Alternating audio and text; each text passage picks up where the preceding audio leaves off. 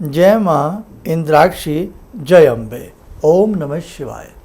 आज श्रावण का प्रथम सोमवार है और बहुत ही आज का दिन शुभ होता है। प्रथम सोमवार में हम क्या करें और इस सावन के महीने में हमें क्या क्या करना चाहिए, सारी जानकारी आपको इस अंक में हम देने वाले हैं। आज से सावन का महीना प्रारंभ हो चुका है। कहीं कहीं कुछ ऐसे हमारे क्षेत्र हैं जहां थोड़ा सा अभी कुछ दिन के बाद प्रारंभ होगा, लेकिन हम यदि पूर्वी उत्तर की बात करें तो ये प्रारंभ आज से सावन हो चुका है। कांवर का रंग अनोखा ही होता है इस सावन के महीने में। भगवान शिव जल प्रिय हैं, जल से शीघ्र प्रसन्न हो जाते हैं हमारे सदाशिव शंभु। इस बार हमें सावन में 5 सोमवार मिल रहे हैं और जब भी कोई व्रत या कोई अनुष्ठान में बढ़ता समय मिलता है तो वो हमेशा शुभ माना जाता है। तो 5 सोमवार का आपको व्रत रखना है, जो सावन के सोमवार रखते हैं, और जो प्रतिदिन या हर मास के हिसाब से, साल के हिसाब से सोमवार का व्रत रखते हैं तो उनका तो रहेगा ही रहेगा। सोमवार में जितना आपसे हो सके हमें भगवान शिव के अनेकों स्तोत्र हैं, जैसे शिव महिमन स्तोत्र है, शिव तांडव स्तोत्र है, भगवान शिव के 1008 नाम हैं। और इसी के साथ साथ सावन के सोमवार में सदाशिव शंभु के शिवलिंग जहाँ भी हो या कहीं शंभु भी हैं तो वहाँ आप जाकर के 108 बेलपत्र और त्रिपुंड हमने जैसे बताया। और जिन साधकों ने हमारा सावन का अंक ना देखा हो, हमने सावन के ऊपर पूरा विशेष अंक अपना बना दिया है, श्रावण का विशेष अंक बनाया है, आप वो ज़रूर हमारा देख लें, उसमें सारी जानकारी आपको मिल जाएगी। तो आप त्रिपुंड काढ़ें, साथ में बेलपत्र चढ़ाएं। आपको अकोन का पुष्प मिल जाए, जिसे हम मदार का पुष्प कहते हैं। मदार का पुष्प भगवान शिव को अति प्रिय है और महीनों में, मासों में मास, सावन का मास भगवान शिव को अति प्रिय है और दिनों में भगवान शिव को अति प्रिय है सोमवार का दिन। तो कहने का भाव, आज एक बहुत विशेष योग है। सावन का महीना, सोमवार का दिन, भगवान शिव की भक्ति का समय आज से अद्भुत नहीं हो सकता। इसलिए जितने भी साधकों का आज के दिन व्रत रहता है या वो श्रावण का महात्म्य में श्रवण करते हैं, शिव पुराण पढ़ते हैं, और आज से आप शिव पुराण भी प्रारंभ कर सकते हो। शिव पुराण में चैप्टर के हिसाब से खंड बाई खंड जितना आप 30 दिन में डिवाइडेशन कर लें और आप पूरे सावन में एक शिव पुराण एक बार आपका पूरा पढ़ा जाएगा। दूसरी बात, एक अद्भुत प्रयोग हम आपको बता रहे हैं। 108 यदि मदार के पुष्प किसी साधक को मिल जाएं, वैसे श्रावण के महीने में मदार पुष्प मिल जाते हैं, 108 मदार के पुष्प और उनकी माला बना लें। 108 मदार पुष्पों की माला प्रत्येक सोमवार या प्रतिदिन सावन के हिसाब से जो साधक शिवलिंग को अर्पण करता है, यानी कि सदाशिव शंभु को अर्पण करता है, उसकी दुर्गम से दुर्गम मनोकामनाएं पूर्ण हो जाती हैं। आप यकीन माने तो सावन में भगवान शिव को मदार का पुष्प, मदार भी 2 किस्म के आते हैं, एक सफ़ेद रंग का होता है, एक हल्का सा पर्पल और नीचे से वाइट उसका बेस होता है, 2 रंग के होते हैं।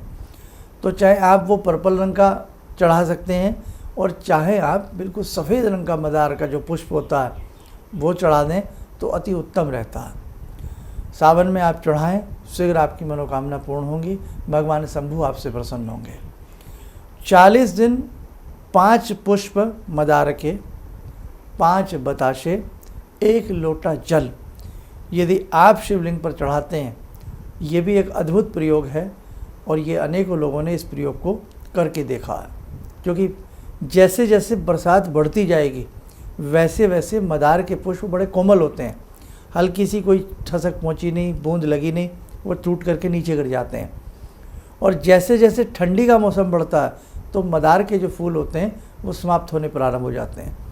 जितने मरुस्थलीय इलाके हैं, जितने रेतीले रेगिस्तान टाइप के इलाके हैं, जितनी गर्मी पड़ती है उतना ही ये पुष्प अपने आप में पनपता है। सर्दी आना इसके लिए अच्छा नहीं होता, सर्दी में ये कम हो जाता है।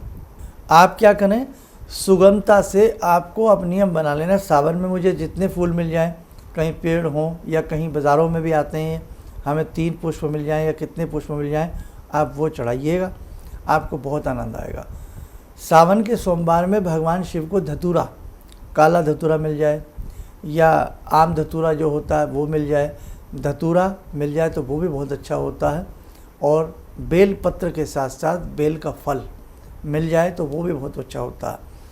बेल का जो गूदा होता है, बेल के फल का जो गूदा होता है, उसे सुखा लिया जाए।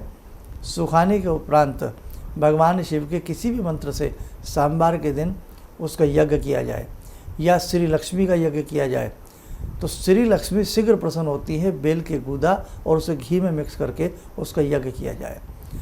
इतने रहस्य हैं हमारी भक्ति में, हमारी पूजा पाठ में। अगर साधक करें तो उन्हें अद्भुत चमत्कार प्राप्त हो सकते हैं। अब जैसे हमें जो प्रिय होता है, ऐसी ही देवताओं की प्रिय वस्तु भी बहुत होती हैं। प्रिय पुष्प होते हैं, प्रिय द्रव्य होते हैं, उन पे चढ़ाए जाएं तो वो बहुत प्रसन्न होते हैं। पूरे सावन पंचामृत भगवान शिव के ऊपर, शिव पिंडी के ऊपर अर्पण किया जाए। अब पंचामृत में आप जानते ही हैं, दूध, दही, घी, शहद और आपका जो ये होता है देसी घी। तो आप 5 कटोरियाँ बना लें, 1 कटोरी में शहद ले जाएं, थोड़ा सा छोटी छोटी कटोरियाँ बना लें, दूध ले जाएं, घी ले जाएं, शक्कर ले जाएं और दही ले जाएं। एक एक द्रव्य पहले चढ़ाते जाएं। जिन्हें मंत्र याद आते हैं, घृत चढ़ाने का मंत्र अलग होता है, दधी अर्पण करने का मंत्र अलग होता है। तो आपको मंत्र भले ही ना आते हों तो आप नमः शिवाय नमः शिवाय नमः शिवाय बोलते रहें और अर्पण की अवस्था मन में ध्यान करते हुए एक एक द्रव्य चढ़ाते रहें। हर द्रव्य के बाद शुद्ध जल चढ़ाएं। बस आप ये करिएगा। और या घर से ही 5 द्रव्य मिक्स कर लीजिएगा तो ये आपका पंचामृत बन जाएगा। तो वहाँ जा कर के आप शिव पिंडी के ऊपर नमः शिवाय बोलते हुए दाहिने हाथ से बायां हाथ नीचे रख के और धीरे धीरे चढ़ाएं। फिर शुद्ध जल भगवान शिव को चढ़ा करके त्रिपुण काट दें, थोड़ा चावल चढ़ा दें, 108 पत्ते बेलपत्र के चढ़ा दें, मदार का पुष्प मिल जाए मदार का पुष्प चढ़ा दें और श्री चरणों में बैठ करके भगवान शिव शंभू के, विश्वनाथ हैं ये, विश्व के नाथ कहलाते हैं, समझे आप। तो विश्वनाथ के श्री चरणों में बैठ करके आप उनके 108 नाम जप सकते हैं। नमः शिवाय की माला कर सकते हैं। हिरिम बीजात्मक मंत्र हिरिम नमः शिवाय हिरिम, इस बीजात्मक मंत्र को आप जप सकते हैं। शिव महिमन स्तोत्र पढ़ सकते हैं, शिव तांडव स्तोत्र पढ़ सकते हैं। भगवान शिव के अनेकों स्तोत्र हैं और इसके लिए मैं आपको एक पुस्तक भी बता देता हूँ। शिव महिमन स्तोत्र है या शिव स्तोत्रावली के नाम से एक पुस्तक आती है, ये गीता प्रेस से आती है। उसमें भगवान शिव के ही स्तोत्र दिए गए हैं। मूल्य में भी इसका 20-25-50 रुपया के अंडर इसका खुदरा मूल्य होता है। तो आप इसको वैसे भी मंगा सकते हैं और नहीं तो गीतापुर जो ये प्रेस है, गीता प्रेस जो है गोरखपुर वालों की, इसके रेलवे स्टेशन पर भी स्टॉल लगते हैं, आप वहाँ से जाकर भी ये पुस्तक ला सकते हैं। बहुत अच्छा है ये। एक ऐसे ही होता है मृत्युंजय स्तोत्र। मृत्युंजय स्तोत्र, जिस घर में हारी बीमारियाँ ज़्यादा रहती हों तो उन्हें पूरे सावन मृत्युंजय स्तोत्र केवल एक बार पढ़ लेना चाहिए। कौन सा मृत्युंजय स्तोत्र? जो मार्कंडेय जी ने भी पढ़ा था कि यम मेरा क्या कर लेंगे। बहुत अच्छा स्तोत्र है और ये आयु प्रदान करने वाला है, बीमारियों को दूर करने वाला है। ऐसे ही कुछ भगवान शिव के विशेष मंत्र हैं, जैसे त्र्यंबकम यजामहे, ये मृत्युंजय मंत्र कहलाता है। एक इससे भी लघु मृत्युंजय मंत्र होता है, ओम जुम सह, फिर अपना नाम बोलें, सह जुम ओम, एक बार सीधा एक बार उल्टा, ओम जुम सह, फिर अपना नाम, सह जुम ओम। जैसे मिसाल के तौर पर आपका नाम राम है, ओम जुम सह राम सह जुम ओम, ओम जुम सह राम सह जुम ओम, ऐसे पढ़ सकते हैं। एक और है ओम जुम से पालिए वाला मंत्र है। तो अनेकों मंत्र ऐसे भी हैं। ऐसे ही है आपका महामृत्युंजय मंत्र जिसमें बीज लगे हैं। ऐसे ही है भगवान शिव का एक मृत संजीवनी मंत्र। ये कब पढ़ा जाता है? जब बिल्कुल लगे कि व्यक्ति की स्थिति अच्छी नहीं है, कोमा में जा रहा है, वेंटिलेटर से उतर नहीं रहा है, हट नहीं रहा है और बहुत नाजुक स्थिति बनी हुई है। ये इस मंत्र को हमने अद्भुत रूप से इसका चमत्कार देखा है। एक सत्य घटना याद आती है छोटी सी, कि ये बिल्कुल सत्य घटना मैं आपको बता रहा हूँ कि बहुत बीमार थे। कब प्राण निकल जाए कुछ कहा नहीं जा सकता। एक चावल के दाने पर मृत्युंजय मंत्र की पूरी एक माला की गई। चावल के दाने को धागे से बांधा गया। दूसरे चावल के दाने पर फिर 108 मंत्र यानी कि पूरी एक माला की गई 108 मनकों वाली। कितना समय लगा होगा आप सोच सकते हैं। 108 चावल के दाने पिरोए गए और रोगी के गले में डाल दिए गए और रोगी से कहा गया कि आप जितना भी आपसे हो सके, जब आपकी पलक खुले, पलक ढले, जैसा मन हो, नमः शिवाय आप बोलते रहें।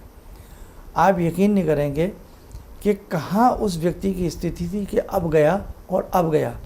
माला गले में रही, वो व्यक्ति के सांस लौटे।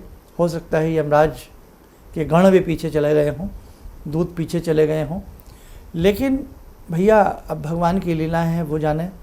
उस व्यक्ति को असहनीय खुजली होने लगी, असहनीय उसके शरीर में खुजली होने लगी। उसने अपनी पत्नी से कहा कि भाई ये माला उतार दो, मुझे इससे बड़ी खुजली सी हो रही है, शरीर के अंदर इचिंग हो रही है। अब पत्नी ने ही पति के लिए माला बनाई। मोह, पति चाहिए, सुहाग चाहिए और वास्तविकता भी है ये। अब उसी पत्नी के मुंह में फिर मोह जागता है मन में कि यार इनको दिक्कत हो रही है तो मैं ये माला निकाल लेती हूँ। वो माला निकाली। यू कांट बिलीव, माला निकली और मानो यमराज के गण सामने खड़े हों और प्राणों को हर करके ले गए हों। उसी समय उस व्यक्ति की मृत्यु हो जाती है।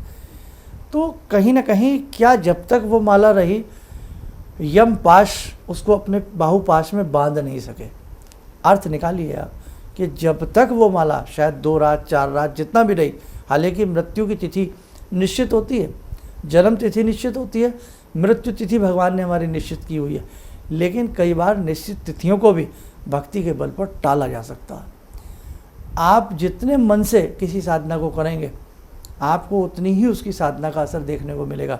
लेकिन आज क्या है, आज विधि न विधान, मनोरंजन प्रधान। आज की स्थिति वो हो गई है और यही कारण है कि व्यक्ति कहते हैं कि भगवान पर विश्वास नहीं रहा, व्यक्ति कहते हैं धर्म पर विश्वास नहीं रहा। आपको विश्वास आएगा कब? आएगा जब ही ना, जब आप किसी चीज़ को विधि से और विधान से करेंगे। हर चीज़ में व्यक्ति ने अपना मनोरंजन खोज लिया, करना कुछ ना पड़े, फल उसको मिल जाए, बहुत बढ़िया। तो भैया ऐसे नहीं हो सकता।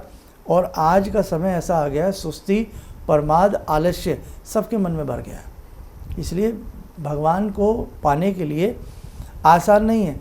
जिस शिव तांडव स्तोत्र को आप पढ़ते हो ना, अखर्व सर्व मंगला कला कदम मंजरी रस प्रवाह माधुरी विजृंभणा मधुरवतम स्मरांतकम भवांतकम मकांतकम गजांत कांत कांतकम तमंत कांतकम भजे, जिसे आप आज बहुत लय ताल के साथ पढ़ते हो। और जिस विद्वान ने, जिस रावण ने इसको रचा है, उसने अपने 10 बार शीश काट करके भगवान शंभू के चरणों में अर्पण किए हैं। शीश काटना आसान नहीं है, जरा सी उंगली में एक कांटा लग जाए, आए हम लोग करने लगते हैं।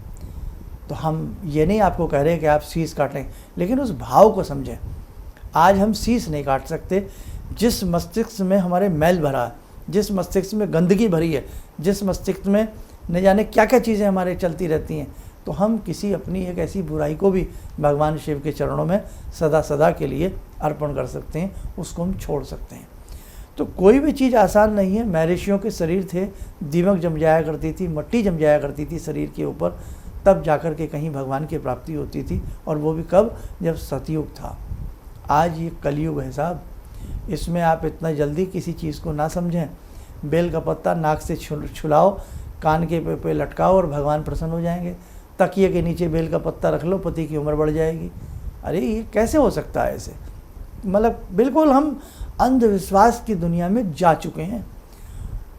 इसलिए बेटे आप अपना भी दिमाग लगाया करें कि कोई हमें कहने वाला क्या कह रहा है और क्या इससे कुछ हो सकता है। बस ज़्यादा ना कहते हुए, भगवान शंभू का आज बहुत प्रिय दिन है।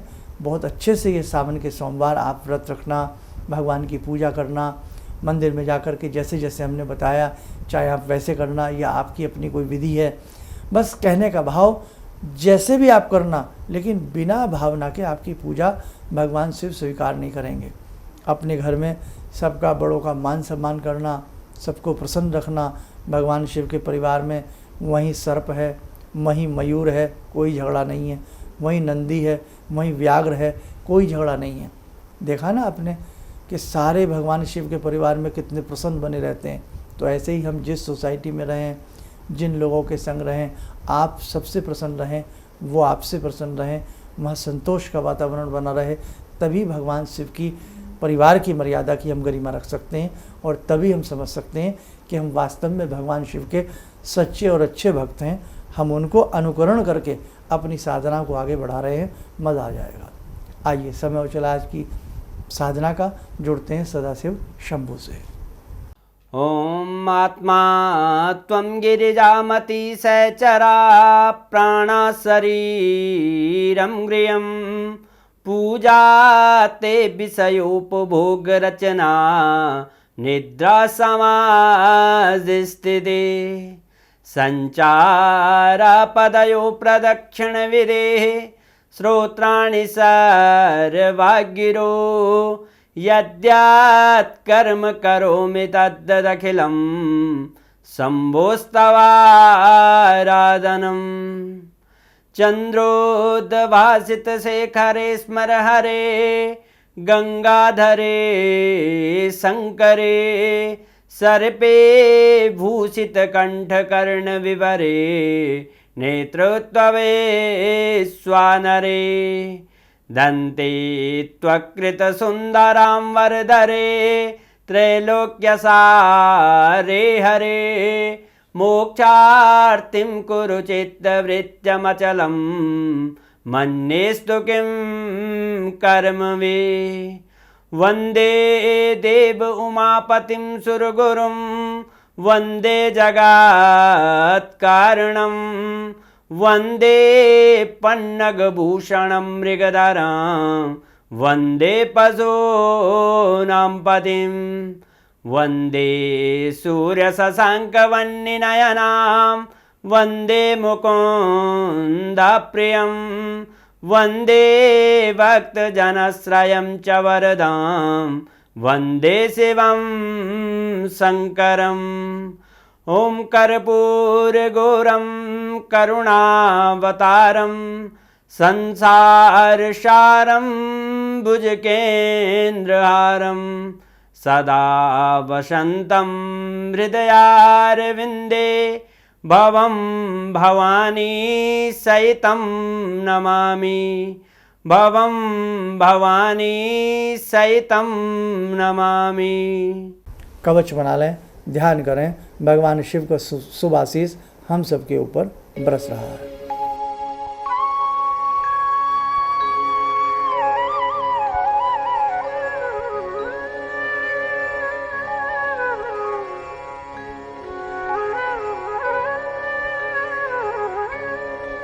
ओम बोलते हुए नेत्र खोलें, सामान्य हो जाए। बाकी सावन में सारी चीज़ें हम आपको बताते रहेंगे, लेकिन प्रयास करें कि शिव पुराण तो इस बार आप सावन में कम से कम कर ही लें, तो आपके लिए बड़ा अच्छा रहेगा। आप सब स्वस्थ रहें, सुखी रहें। इन्हीं शुभकामनाओं के साथ हम अपनी वाणी को विराम देते हैं। जय जय अम्बे। गुरु जी से मैं तब से जुड़ा हूँ जब से वो एक चैनल आती थी P7, उसी से मैं जुड़ा हुआ था। और गुरुदेव से हमारी जब मुलाकात हुई तो मैं आश्चर्यचकित रह गया जब उन्होंने हमसे बताया कि आपके साथ ऐसे ऐसे हुई।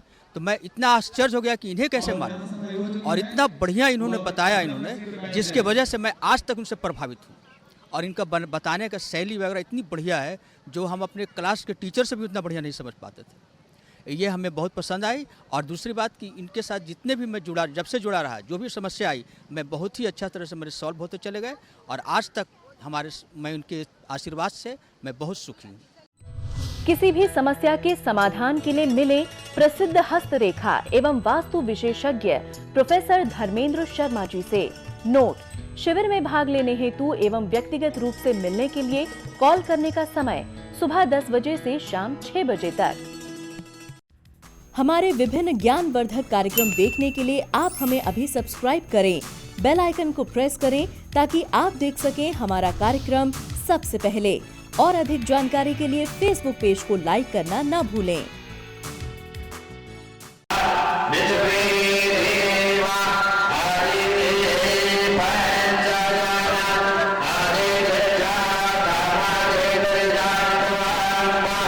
Yo